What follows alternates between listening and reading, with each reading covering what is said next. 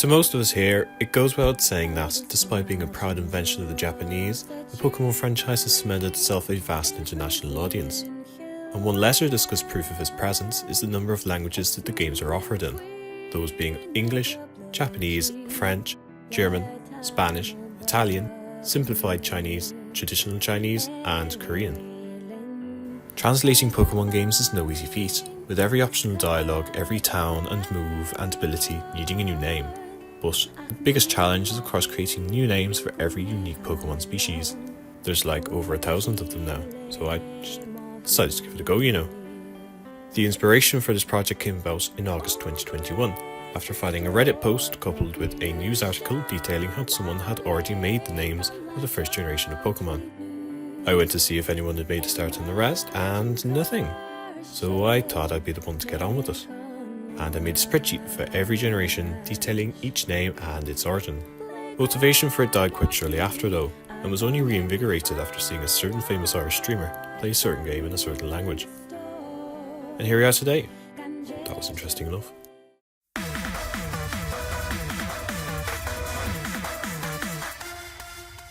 Just a few points of info before we begin. I am not a fluent speaker of Irish, meaning that my Pokémon translations may just be entirely whack, or I may pronounce certain words incorrectly. Please feel free to point out any translation mistakes you see here. I'm sure to have made one somewhere. The full list of names will be in the spreadsheet linked in the description, alongside their etymologies wherever I actually remembered to note them when I made the names. Because of my level, online resources were used, particularly the wonderful dictionaries provided by Enforced Gaeilge. Shout out to Wikipedia too for having beautiful tables displaying the Pokémon's etymology in each available language.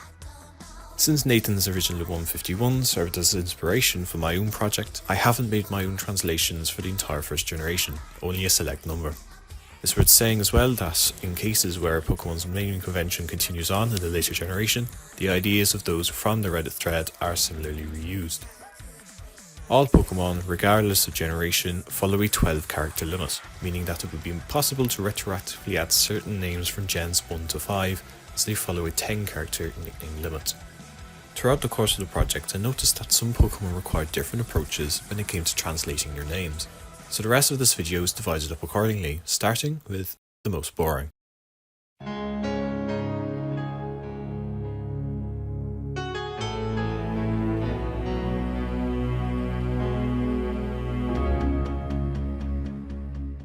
Okay, let it be known, there's a sizable number of Pokémon that just simply don't change their names across languages. Oftentimes these are staple characters whose marketability partially relies on maintaining the same name across all platforms, mainly being legendaries and mythicals. In addition, you tend to find that any non-legendary Pokémon with a Japanese name keeps that Japanese name everywhere else, though with some bizarre exceptions. Naturally, I welcome these simple loans with open arms. Who doesn't love a lighter workload?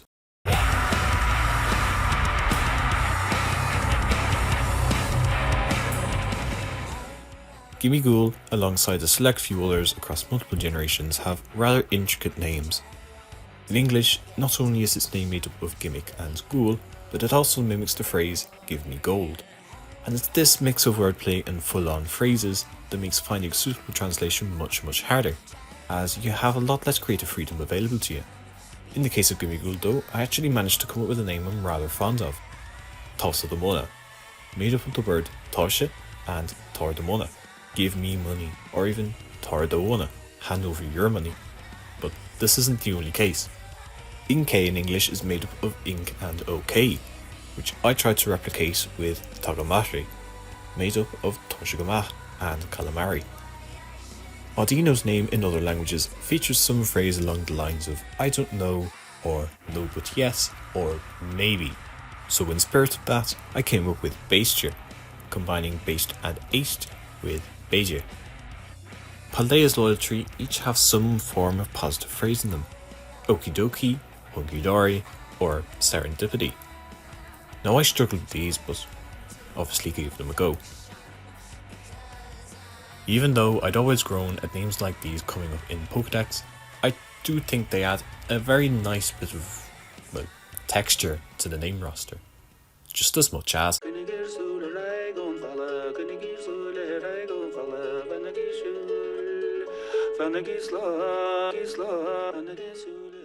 Beyond the obvious Japanese loans, you'll find a surprising amount of loans from other languages in English Pokemon names. We've got Spanish, we've got Latin, Chinese, hell, even Gaelic. So in an effort to maintain some form of realism, I also made sure to include foreign languages in my names. The only problem is though, is that you either have to go against Irish orthography rules, or your Pokemon name is pronounced very differently from how an Irish speaker would actually say it. Okay, so for example, I use Spanish in the names of Quaxwell and Flamigo. For Quaxwell, I've combined the Irish lacha with bailar, meaning dance, meaning we have broad and slender touching. It's not as if the whole name is alone like Lucario, it's this weird half and half thing. And in the case of Flamigo, would you really look at this and say luchador to pay respects to the original Spanish word, or would you want to say luchador as you would in Irish? I do suppose it is personal preference. But moving on from that, we can see German used in the names of Flapple and Fortress, some French for Granbull and Macargo,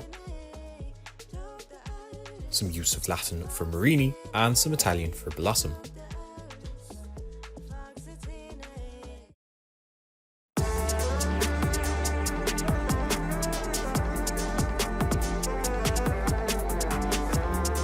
This will be short, but I just wanted to mention that obviously since starting all this in 2021, we've had new Pokemon from Hisui and Paldea added to the roster, with a good number of those being evolutions or convergence of former Pokemon.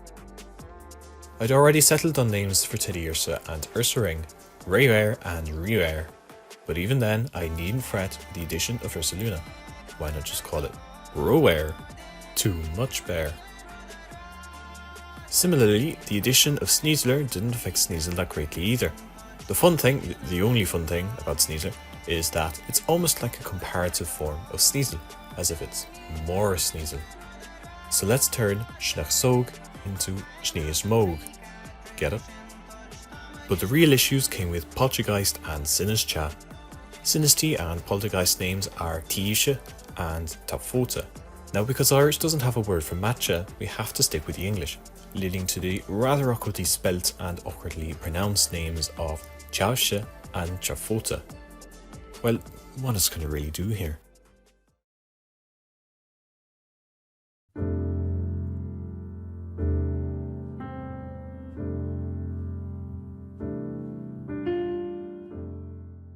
Some of my favourite real Pokemon names often involve mythological or legendary figures, and that hasn't changed at all for my Irish ones.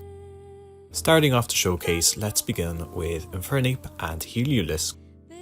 Infernape becomes Blainamon, combining Blaim with Hanuman, the Irish translation of Hanuman, a deity in Hinduism who takes on a monkey-like appearance. Heliopollo references another deity, combining Helia with Apollo, the Greek god of the sun. The name altogether sounds like Heliopolis, which was an ancient Egyptian city, referencing the line's Egyptian stylistic influences. The name Colladaiv actually loans from Welsh, specifically its name for the Excalibur, Caladvulch, which gets combined with the word five, being a fancy archaic literary term for spoils or the possessions of the dead. Our last figure of mythology here is found within Stratatlas, bringing together the word stratum with Atlas, who in Greek mythology was condemned by Zeus and sentenced to holding up the weight of the heavens on his shoulders for eternity. Moving on from that, we have Wailord and Blacephalon. Wailmara to me is actually quite a cute name. The whole thing is a play on the word for whale, meal more. Whale can take on a few different meanings, all of which quite accurately describe Wailord itself. It can mean bald, bare, or intellectually obtuse. The second half of the name is simply merged genitive form Mara. If you've ever played Balatro, there's a chance you'll have heard of Triboulet. Triboulet was a legendary jester whose name I used as the basis of Blacephalon's. The additional words in here are Reb to reference its exploding head and Lame. Now on to some of my favourite Pokemon overall, Kricketune and, yet, Ninetales, Gen 1. The name Krillodor is a simple portmanteau of Krieger and Velador. Nothing much more to it than that. And it's the same with Shinui, which is a simple combination of Shinnach and Nui.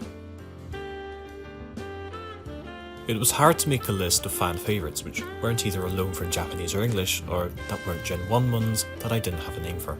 But here we go anyway. We start off with the Lord of Edge, Greninja, and definitely criminal Esper.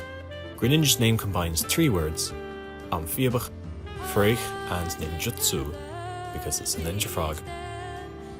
The name Kotick also combines 3 words, but in my opinion in a cleverer way. We have Cat, Katach, and Arstáil Schéitach, abbreviated to AEC, which is the Irish translation for extrasensory perception. Gardevoir's name is unfortunately boringly simple, just piecing together the words Gardal and Dulgus. Gulsor, on the other hand, is a bit more clever, with Guish combined with Sor, which could mean either a Sar or a dinosaur. When put together like this though, it ends just being the word Kuasor under eclipses. And last up we have Tandemaus and Sfiel. Lochiwa brings together the words Luch and Ki in such a way as to mimic the phrase Lechelia, meaning together. As for Sfiel, well, Sfiel is just a spherical Sfiel, and that's what his name is, Sfroen.